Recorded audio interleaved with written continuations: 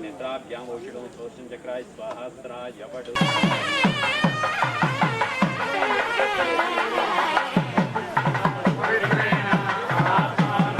अन्न पकड़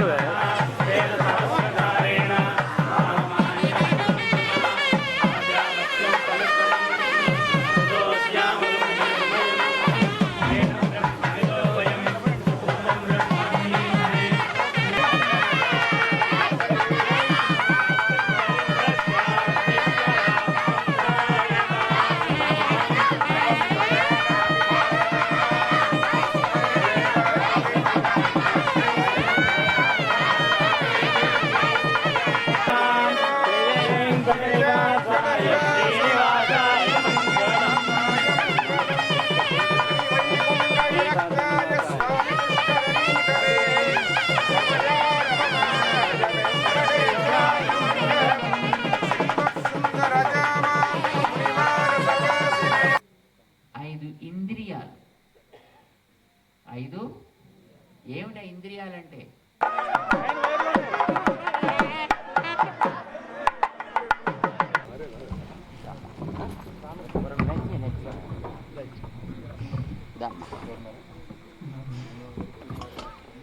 మోకల జ్యోతి రామచంద్రారెడ్డి గారు. జ్ఞానేంద్రియాలు అంటాం కదా, సెన్సరీ ఆర్గన్స్. మన కన్ను, మన ముక్కు, మన నోరు, మన చెవి, మన చర్మం, ఇవి జ్ఞానేంద్రియాలు అంటారు. వీటితోటి నడుస్తూ ఉంటాయి మన ఈ మానవ శరీరాలన్నీ. వీటిని అనుభవిస్తూ ఉంటేనే కదా మన జీవితం సాగేది. మరి గుర్రాలు నడిచే దారులేవి? మన చుట్టూ ఉండే ప్రపంచం అంతా రకరకాల రంగులు రూపాల్లో మన కళ్ళు అనే గుర్రాలు పరిగెడతాయి. రకరకాల శబ్దాలనే దారులలో మన చెవులు పరిగెడతాయి. రకరకాల వాసనలు అనేటటువంటి దారులలో మన ముక్కు పరిగెడుతుంది.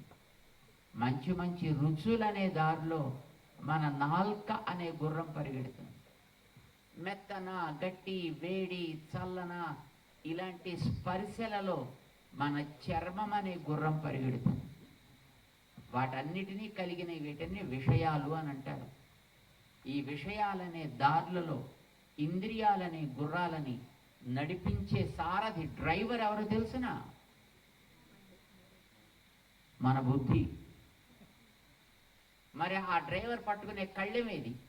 గుర్రాలు ఐదింటిని కంట్రోల్ చేసేది మన మనస్సు.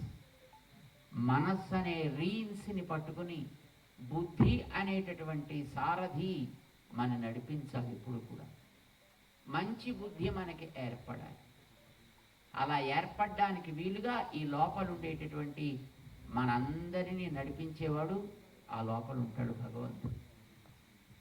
మనం ఆయన యొక్క ఆజ్ఞతోటి నడవాలి ఈ శరీరం అనేటటువంటి రథంలో. ఇది చెబుతుంది మనకి ఈ రథోత్సవం. ఈవేళ రథాన్ని ప్రారంభించారు చూడండి. ఎందుకు ఆలయంలో రథం ప్రారంభించడం? ఆలయానికి ఎందుకంటే ఇలాంటి సేవలు మనం చేయడం? మన జీవితాన్ని బాగు చేసుకోవడం కోసం. దేవుడికి రథం లేదు కనుక మనం ఏదో కొత్తగా ఒక కారు తయారు చేసి ఇస్తున్నామండి కనుక మేము ఆయనకి గొప్ప ఉపకారం చేస్తున్నాం అని మనం అనుకోకూడదు. మన జీవితానికి ఒక సందేశాన్ని ఆయన ఒక్కొక్క వాహనం ద్వారా ఇస్తాడు. రథం అనే వాహనం ద్వారా నైనా నీ శరీరాన్ని మంచి రథంగా చేసుకుని జీవించు, ఇది మనకి నేర్పిస్తున్నాడు ఆయన. దేవుడి దగ్గర జరిపే ప్రతి సేవ మన జీవితానికి ఒక్కొక్క సందేశాన్ని ఇస్తుంది. అయితే ఈవేళ ఆలయాలు అలాంటి సందేశాన్ని తీసుకునే స్థితిలో లేవు.